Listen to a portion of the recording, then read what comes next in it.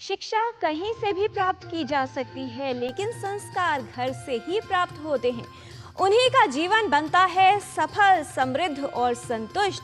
जीवन में मूल्य, सिद्धांत और आदर्श जिनके पास होते हैं। सुप्रभातम, स्वागत है आपका इस विशेष कार्यक्रम में। मैं हूं किरण भारद्वाज।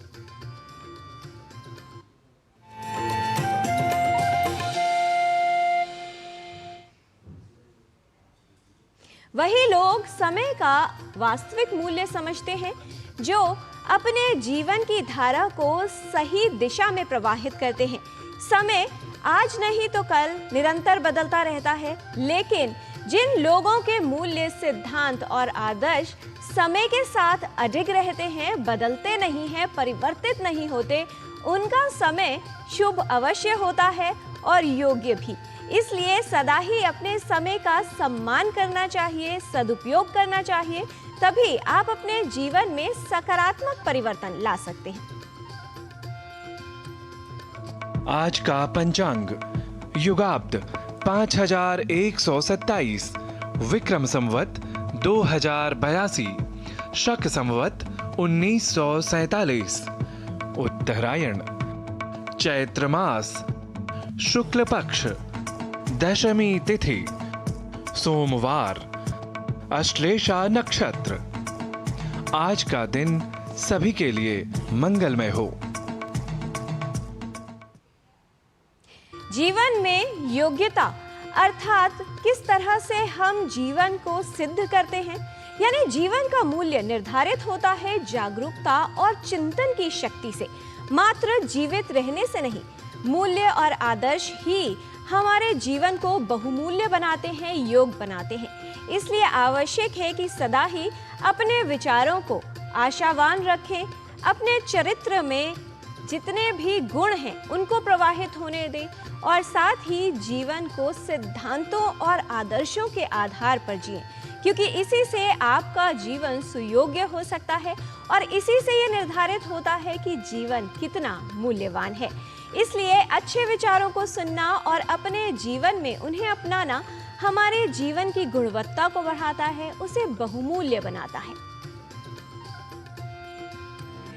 एतत् कार्यममराः संश्रुतं मे धृतिः शमः सत्यधर्मानुवृत्तिः ग्रन्थिं विनीय हृदयस्य सर्वं प्रिया प्रिये चात्समं नयिता। मनुष्य का कर्तव्य है रचना करना, इंद्रियों और मन को वश में करना, सत्य एवं धर्म का पालन करना तथा सभी पूर्वाग्रहों को त्याग कर हर किसी के साथ समान व्यवहार करना, चाहे कोई उसे पसंद करे या न करे। Man's duty is to create, control the senses and mind, follow truth and religion, and give up all prejudices and treat everyone equally, whether anyone likes him or not. भारतीय संस्कृति में सर्वोत्तम हस्ताक्षर के रूप में स्वीकृत है भगवान श्री राम।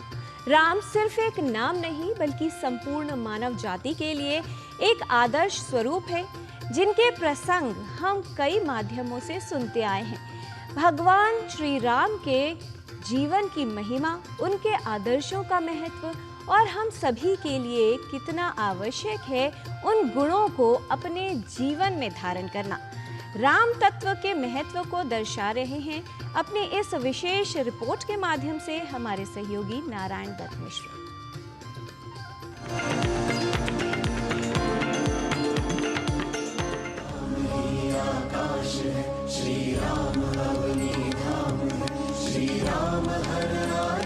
यन्माया वशवर्ति विश्वमखिलं ब्रह्मादिदेवासुरा यत्सत्त्वादमृषैव भाति सकलं रज्जौ यथा हेर्भ्रमः यत्पादप्लवमेकमेव हि भवां बोधे स्थितिर्षावतां वन्देऽहं तमशेषकारणपरं रामाख्यमीशं हरिम्।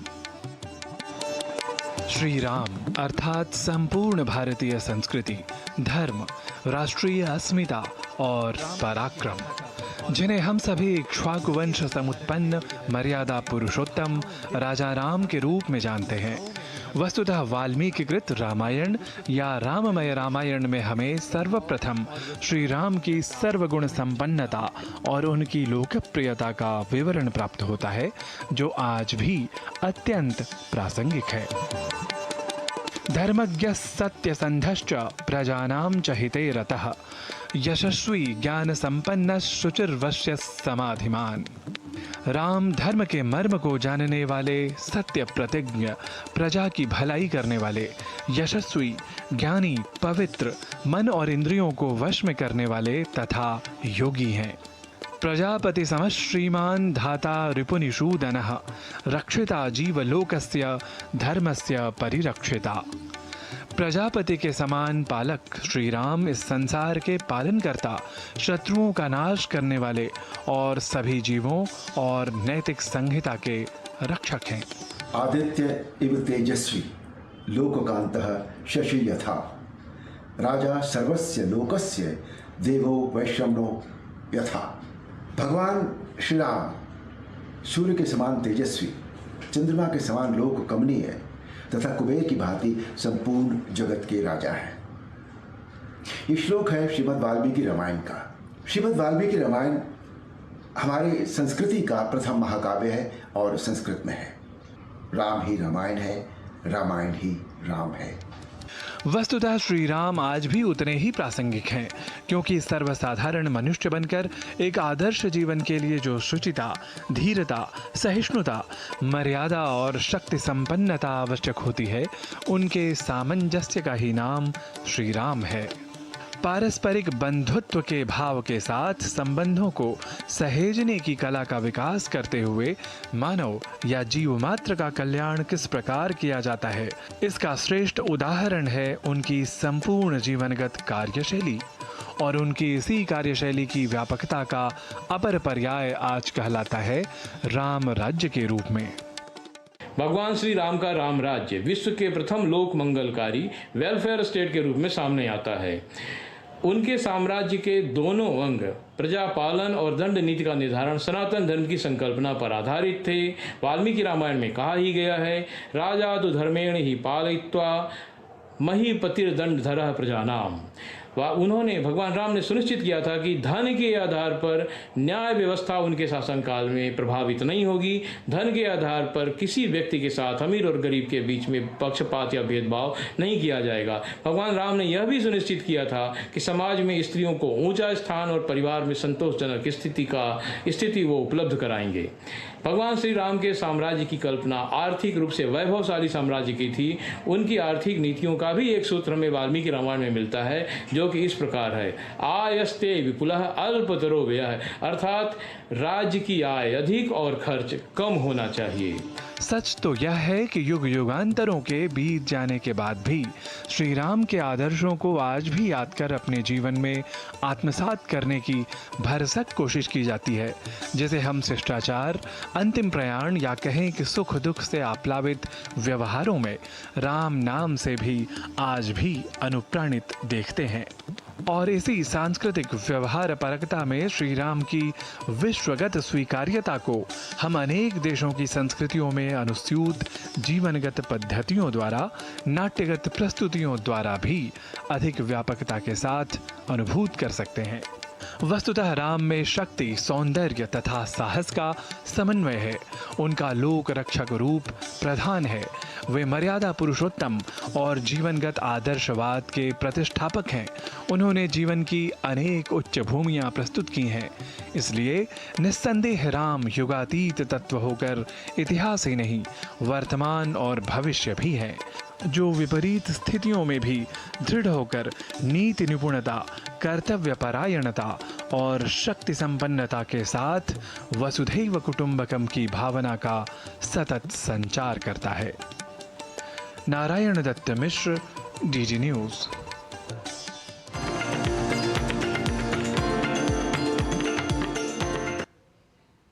जीवन में यश और कीर्ति महत्वपूर्ण है, लेकिन संतुष्टि और सम्मान तभी मिलता है जब जीवन में आदर्श अर्थात सिद्धांत निहित होते हैं और इसका आधार बचपन से ही रखा जाता है।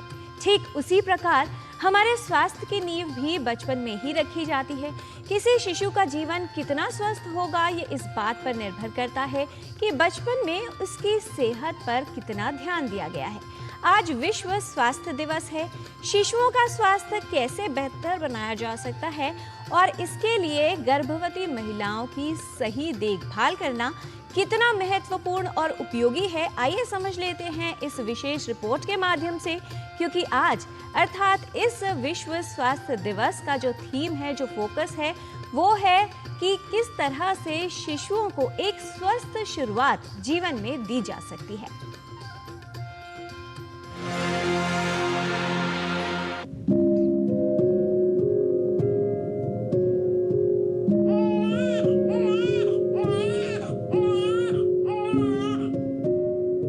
माताओं और शिशुओं का स्वास्थ्य स्वस्थ परिवार और समुदाय की नींव है, जो हम सभी के लिए अति आवश्यक है और आशाजनक भविष्य सुनिश्चित करने में सहायता करता है।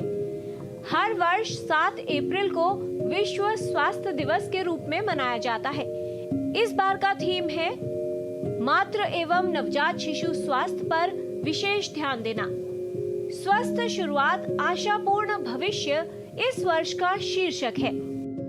आवश्यकता है कि मातृ व नवजात शिशुओं के स्वास्थ्य को बढ़ावा देने के लिए सब में जागरूकता पर ध्यान दिया जाए। आज विश्व स्वास्थ्य दिवस 2025 है।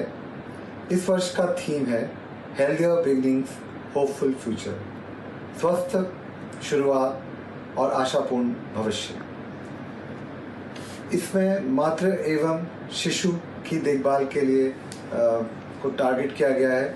बहुत आसान से तरीकों से ये करा जा सकता है, जैसे कि कंगारू माता देखभाल, स्तनपान, केवल स्तनपान कराना, संक्रमण से बचाना, छोटे बच्चों की जो देखभाल है, जो स्मॉल एंड सिक न्यूबॉर्न है, जो छोटे बच्चे हैं जो समय से पूर्व पैदा हुए हैं, उनके लिए SNCOs और माता के साथ भागीदारी वाली फैमिली पार्टिसिपेटरी केयर प्रोवाइड करना, मदर और न्यूबॉर्न केयर यूनिट्स बनाना।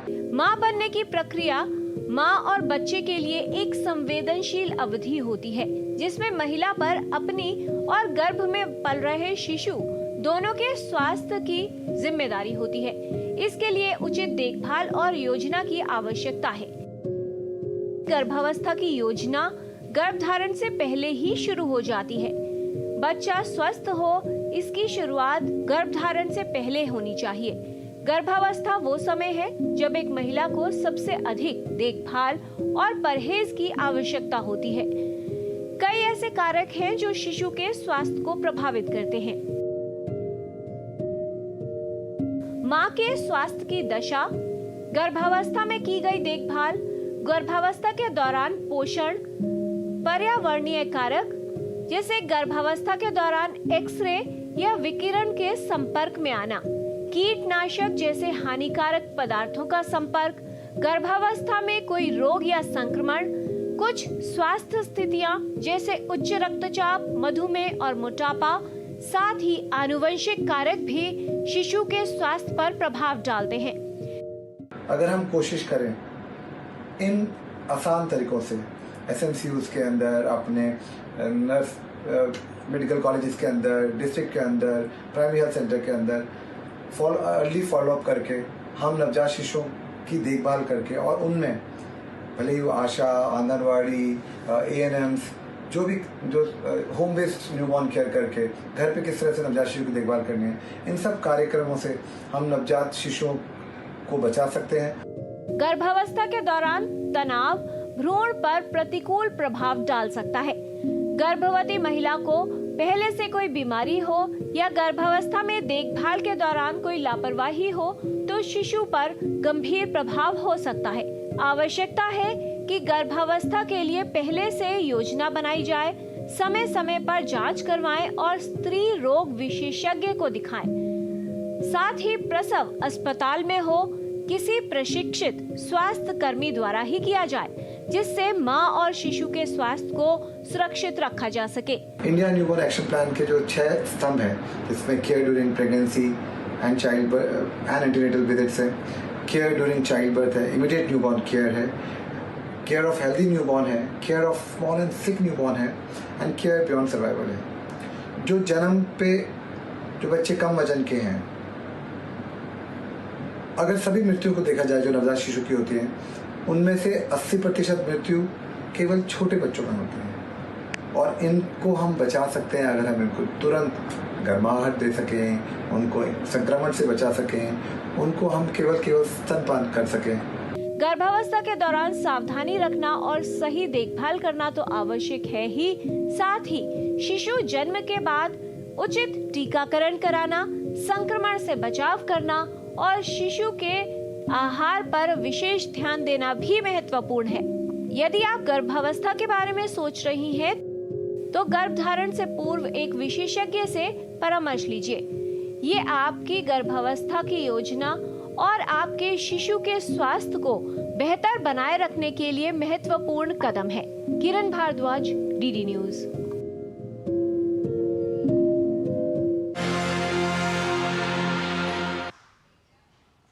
कहा जाता है कि जीवन को स्वस्थ रखने के लिए योग का विशेष महत्व है। आज विश्व स्वास्थ्य दिवस है और आपकी सेहत ठीक रहे, जीवन उत्तम बने, इसके लिए योग का उपयोग किया जा सकता है। क्योंकि योग है एक महामंत्र, जो करते हैं नियमित योग का अभ्यास, उनका जीवन बनता है स्वस्थ और वो रखते हैं अपने पर विश्वास। योग से आप न सिर्फ निरोगी जीवन पा सकते हैं और अपने जीवन को रोग मुक्त के साथ साथ स्वस्थ बना सकते हैं।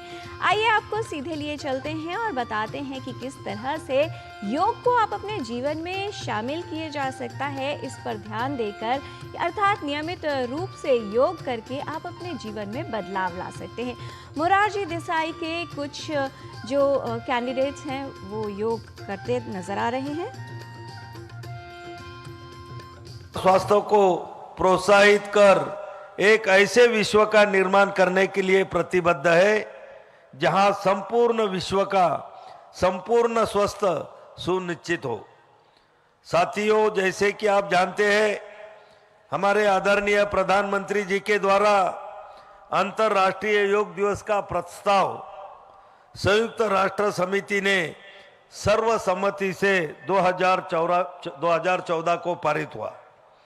मुझे ये बताते हुए प्रसन्नता हो रही है कि भारत अंतर्राष्ट्रीय योग दिवस को एक दशक के सफल आयोजन कर चुका है और अब इस वर्ष आयुष मंत्रालय ने 10 विशेष आयोजन प्रस्तावित किए हैं, जो न केवल हमारे पिछले 10 वर्षों के प्रयास को रेखांकित करते हैं, अपितु साथ ही आगामी वर्षों के लिए एक विजन भी प्रस्तुत करते हैं, जो योग को एक स्वस्थ और संतुलित विश्व के निर्माण में केंद्रीय भूमिका प्रदान करेंगे।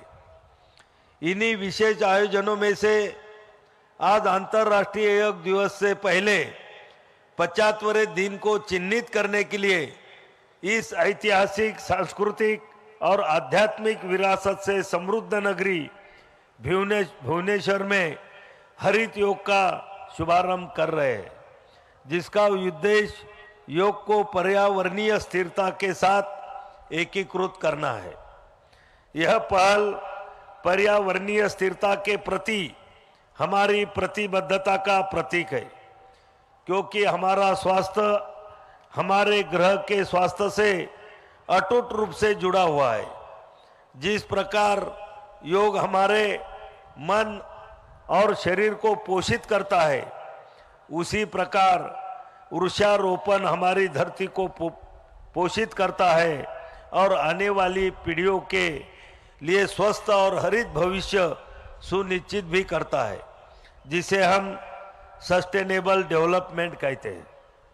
साथियों, आयुष मंत्रालय के माध्यम से हम नागरिकों को अपनी प्राचीन पद्धतियों के द्वारा प्रिवेंटिव एवं प्रोमोटिव हेल्थ केयर देने के लिए प्रतिबद्ध है।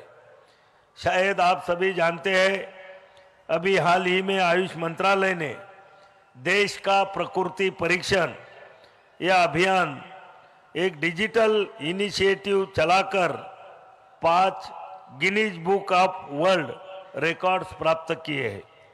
संविधान दिवस 2026 नवंबर से 25 दिसंबर 2024 तक 1 करोड़ लक्ष्य से अधिक स्वयंसेवकों द्वारा हमने लक्ष्य से आगे बढ़कर 1 करोड़ 29 लाख से अधिक लोगों के प्रकृति परीक्षण किए हैं। यह स्वयं में एक विश्व कीर्तिमान है।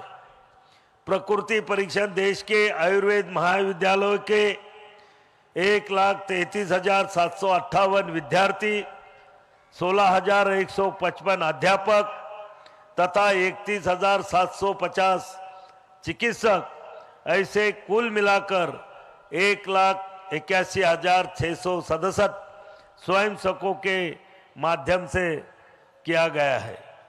जैसे हम इस काउंटडाउन यात्रा में आगे बढ़ रहे हैं, हम संकल्प लेते हैं कि योग को अपने जीवन की दिनचर्या में शामिल करेंगे। इसके लाभों को अपने परिवार और समाज के साथ वसुधैव कुटुंबकम के भाव को अपनाते हुए संपूर्ण विश्व तक पहुंचने का प्रण ले। मैं इस मिशन को आगे बढ़ाने में आयुष मंत्रालय, मोरारजी देसाई राष्ट्रीय योग संस्थान, पतंजलि योगपीठ, अंतरराष्ट्रीय प्राकृतिक चिकित्सा संगठन, Centurion university of technology and management, Heartfulness centre, Shivanand योग वेदांत अकादमी, अखिल भारतीय योग शिक्षा संघ, श्री कृष्णा योग संगठन मानसा, पतंजलि योगस्थली, ऑल ओडिशा योग फाउंडेशन, रेवेनशो विश्वविद्यालय और एनएचएम ओडिशा आदर्श विद्यालय, रमा देवी महिला विश्वविद्यालय, बीबीएसआर फ्रीलांसर, आयुष योग प्रशिक्षक भरतपुर, समर्पित योग साधकों और इस महान कार्य में योगदान देने वाले सभी संगठनों एवं संस्थानों को उनके श्रेष्ठ प्रयासों के लिए मैं हार्दिक बधाई एवं धन्यवाद देता हूं।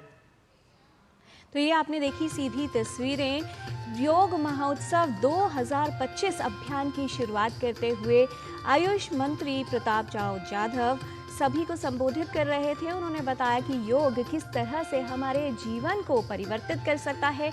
ग्रीन योग की इस बार शुरुआत हो रही है। अंतर्राष्ट्रीय योग दिवस अर्थात 21 जून 2025 के लिए कुछ ही दिन शेष हैं।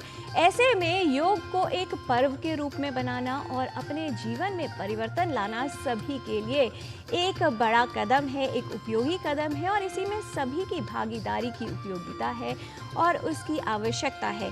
कहा जाता है यदि प्रकृति के करीब रहेंगे तो सेहत भी ठीक रहेगी और जीवन भी उत्तम रहेगा।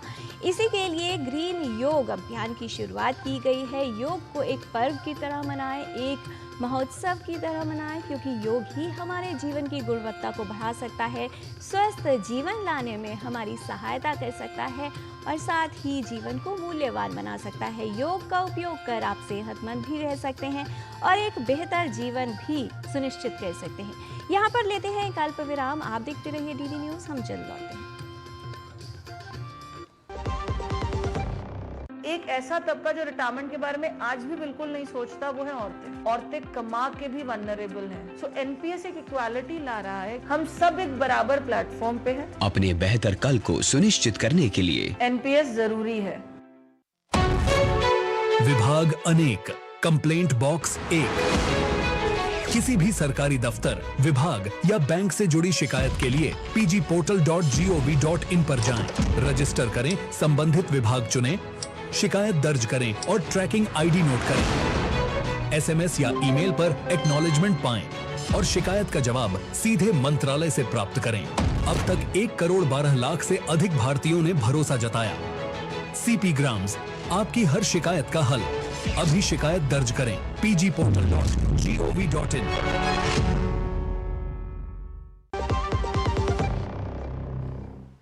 ब्रेक के बाद आपका स्वागत है। आदर्श एक सांचा है जिसमें मनुष्य का जीवन ढलता है, इसलिए अपने जीवन में गुणों को, सिद्धांतों को, आदर्शों को अति मूल्यवान समझना चाहिए और इनका धारण करना चाहिए। जिस प्रकार योग को अपने जीवन में अपनाकर स्वास्थ्य को बेहतर किया जा सकता है और इसीलिए कहा जाता है कि योग स्वस्थ जीवन का महामंत्र है, मूलाधार योग में बहुत ही महत्वपूर्ण भूमिका रखता है। यदि ये चक्र साध लिया जाता है तो न सिर्फ स्वास्थ्य बेहतर बनता है बल्कि एक दिव्य ऊर्जा का संचार अर्थात प्राणों का संचार पूरे शरीर में होता है। आप कीजिए योग, हमारी पूरी टीम को दीजिए अनुमति और ये सीखिए कि किस तरह से कुछ क्रियाएं उपयोगी हो सकती हैं मूलाधार चक्र को साधने में और इसे जागृत करने में। आज हम लोग जो आसना करने वाले हैं, हमारा टॉपिक है आसना फॉर टू एक्टिवेट मूलाधार चक्र। तो उसके लिए आज मैं 3 आसन आपको यहाँ बताता हूँ। अगर उनका अभ्यास करें तो मूलाधार के लिए अच्छा है, मूलाधार चक्रांश को एक्टिवेट करने में मदद करता है। तो पहला आसन है मलासन। तो देखेंगे कैसे करना है। पैरों में थोड़ा अंतर रख लेंगे, इस तरह से दोनों पैरों को नमस्ते कर लीजिए और फिर धीरे से इस तरह से नीचे की तरफ जाएंगे और इस तरह से आके बैठ जाएंगे, जैसे कि मलासन, मल के रूप में बैठते हैं हम। यह है मलासन। अब धीरे से सांस भरते हुए ऊपर उठेंगे, मलासन। अब देखेंगे इसके बाद दूसरा आसन भद्रासन। भद्रासन के लिए 2 तरीके हैं। पहला तरीका है इस तरह से बैठकर भी इसका अभ्यास किया जा सकता है। सो इस तरह से जितनी देर संभव हो सके इस तरह से बैठे भद्रासन में। और दूसरा तरीका है सुप्त भद्रासन, सोई हुई अवस्था में। तो सोई हुई अवस्था में तो पहले एक तरफ टर्न होकर के लेट जाएंगे, पीठ के बल आ जाइए धीरे से और इस तरह से पैरों को भद्रासन की स्थिति में ले लेंगे। अब दोनों हाथों को थाइस पे इस तरह से रख लेंगे, कुछ क्षण इसी तरह से लेटे रहेंगे। अब इसके बाद तीसरा आसन है सेतु बंद आसन। उसके लिए पैरों में थोड़ा सा इसे अंतर कर लेंगे और दोनों हाथ पैरों के बगल में। अब सांस भरते हुए धीरे धीरे कमर के एरिया ऊपर की तरफ उठाएंगे। अब यहाँ कुछ क्षण रुके रहेंगे, फिर सांस छोड़ते हुए धीरे से नीचे आ जाएंगे और एक बार सांस भरते हुए ऊपर उठाएंगे, फिर सांस छोड़ते हुए धीरे से नीचे की तरफ वापस आ जाएंगे पूर्व स्थिति में। इन आसनों का निरंतर अभ्यास करने से मूलाधार चक्रांश एक्टिवेट करने में मदद मिलती है। और आइए मूलाधार चक्रांश को एक्टिवेट करने में और कुछ प्रैक्टिकल टिप्स जानते हैं योग गुरु डॉक्टर हंसाजी योगेंद्र से। नमस्कार। हमारा रूट चक्र, मूलाधार चक्र, उसको हेल्दी रखने के लिए, एक्टिवेट रखने के लिए अमुक चीज़ करना ज़रूरी है। सबसे पहले तो हिप बाथ, जिसके हम कहते हैं कटी स्नान, वो अच्छा है। आप थोड़े से पानी में, टब में पानी भर के उस पर बैठ जाइए। हिप्स टब में है, पैर पानी के बाहर हैं और इस पोजीशन में मूल यानी हमारे एनस को टाइट करिए, ऊपर खींचिए और फिर ढीला छोड़िए, टाइट करिए, ऊपर खींचिए, ढीला छोड़िए। इस तरह आप 4 मिनट करते रहें और 6 मिनट सिर्फ बैठे रहें। बहुत तो गाने गाएं, 2 गाने गा लें, रिलैक्स हो जाएंगे और उसके बाद वो पानी फेंक कर और अच्छी तरह स्नान करके बाहर आएँ। तो एक ये बहुत अच्छा है। दूसरा ज़रूरी मूलाधार के न्यूट्रिशन को बढ़ाने के लिए बीट रूट है, गाजर है और हरी पत्तेदार सब्जियां हैं, ये बहुत ज़रूरी है इस तरह का भोजन करना। तीसरा, जब भी कभी मौका मिले हरी घास पर चलें, बैठें। ये ज़मीन के साथ संबंध रखने से मूलाधार चक्र का सर्कुलेशन सही होता है। तो ये सारी एक्टिविटी करते रहें, बहुत फ़ायदा होगा। नमस्कार।